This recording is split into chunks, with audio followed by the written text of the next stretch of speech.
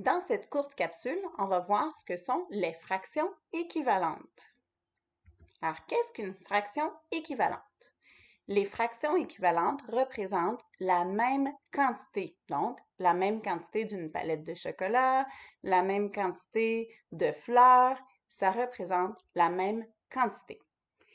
Par contre, ce sont des fractions qui sont écrites différemment, donc des fractions différentes qui représentent la même quantité. On va voir en image ce que ça donne. Pour représenter des fractions équivalentes, j'ai besoin de trois formes identiques. Donc ici, j'ai choisi trois rectangles de même taille. Le premier rectangle, je vais le séparer en deux parties. Mon deuxième rectangle, je vais le séparer en 4 parties. Et mon troisième rectangle, je vais le séparer en 8 parties. On s'entend que même si le nombre de parties est différent, je n'ai pas changé le rectangle de base. C'est le même rectangle qu'au départ. C'est juste le nombre de parties qui est différent. Donc, si je prenais une bouchée dans le rectangle qui est séparé en 8 parties, j'aurais une beaucoup plus petite bouchée que si je prenais une bouchée dans le rectangle qui est séparé en deux parties. Maintenant, on va voir comment faire pour avoir la même quantité, donc des fractions équivalentes, à partir de morceaux différents. Alors, dans mon premier rectangle, si je prends un morceau, j'ai séparé en deux, donc j'ai la fraction 1/2. J'ai pris un seul morceau, j'avais deux morceaux au départ. Pour faire exactement la même chose, dans mon deuxième rectangle, je prends deux morceaux. Alors ici, j'ai la fraction 2/4. On s'entend que si c'était des palettes de chocolat, j'aurais mangé la même quantité dans le premier rectangle que dans le deuxième rectangle. C'est juste que je les séparais à un nombre de bouchées différentes. Dans mon troisième rectangle, je vais prendre 4 morceaux pour représenter la même quantité. Donc, j'avais 8 morceaux, j'en ai pris 4, ça me fait 4 huitièmes. Alors, les fractions équivalentes représentent la même superficie. Le nombre de morceaux est différent, donc le nombre de morceaux que je prends doit être différent. Par contre, quand je regarde mes trois rectangles, j'ai pris exactement la même quantité. Donc, 1/2, 2/4 et 4 huitièmes sont des fractions équivalentes. On va maintenant regarder avec une bande de papier.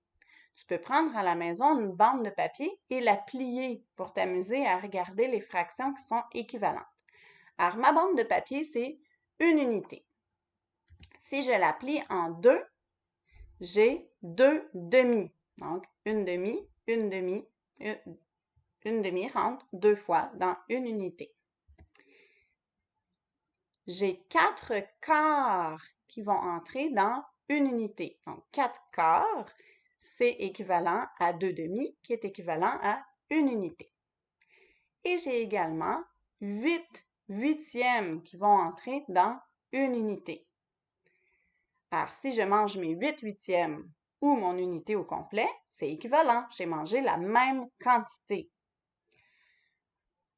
Également, je peux voir que 2 quarts est équivalent à une demi. On voit, c'est vis-à-vis, c'est la même quantité.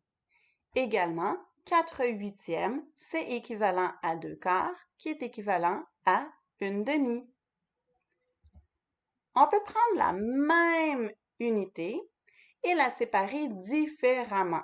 Donc, je pourrais prendre la même barre unité et la séparer en 3. Je vais avoir 3 tiers. Je pourrais la séparer en 6.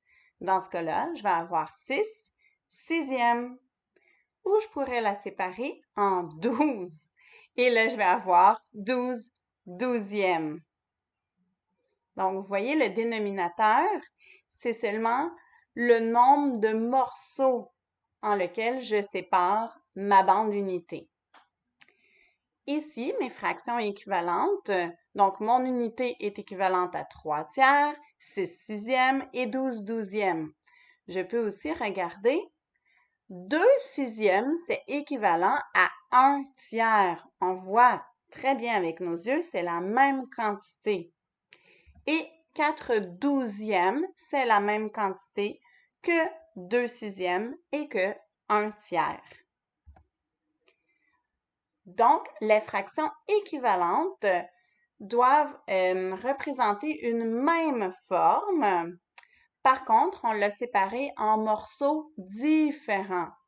Et là, on va venir sélectionner un nombre différent pour que ce soit égal. Donc, une demi égale 2 quarts, qui égale également 4 huitièmes.